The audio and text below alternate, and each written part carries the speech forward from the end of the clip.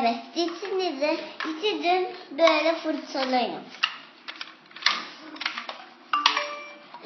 Sonra böyle yapın. İçini birden.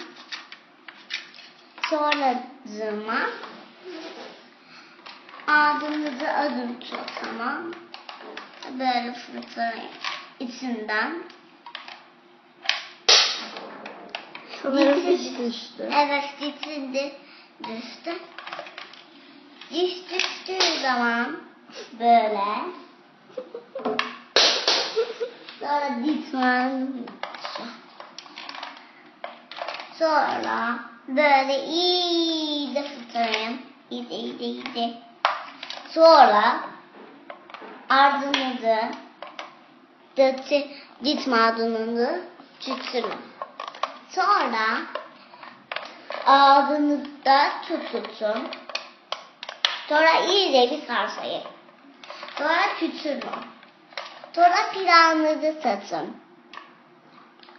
Anladım doktor hanım. Bilginiz için teşekkür ederim.